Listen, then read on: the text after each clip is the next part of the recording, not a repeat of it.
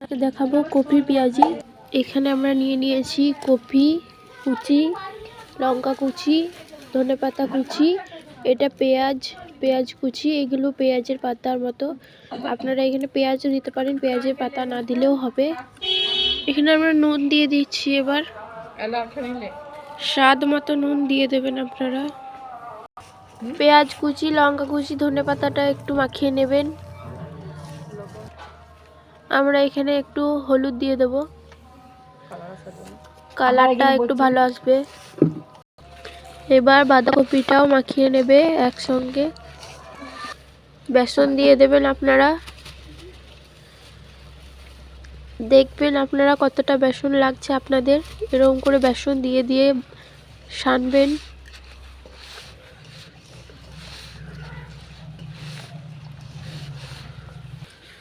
আপনারা চাইলে একটু করে জলও দিতে পারেন, আমরা এখানে জল দিয়ে দিয়ে সানছি। এখানে আমরা একটু খাবার সোডা দিয়ে দেব, একটু ফুলকো ফুলকো হবে।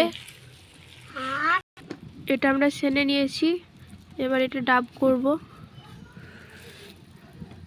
এরকম সাইজের একটা ডো বানিয়ে নেবেন, এরকম সাইজের, এরকম করে গোল গোল করে নেবেন আপনারা। তারপর আপনাদেরকে দেখাচ্ছি কিভাবে এটা তেলে লাল লাল করে ছেঁকে নেবেন। অন্য কিছু করে নেই, হাতে করে এভাবে চেপটিয়ে নেবেন, হাতে করে এরকম করে একটু করে চাওড়া করে দেবেন, তারপর এগুলো তেলে ছেড়ে দেবেন।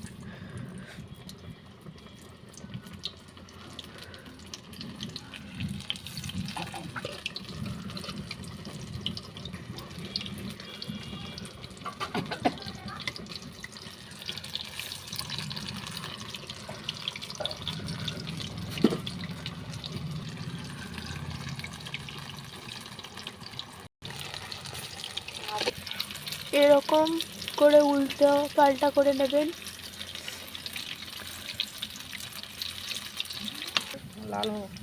লাল লাল করে এরকম করে ভাজুন আপনারা। উনুনে আমরা এটা করছি।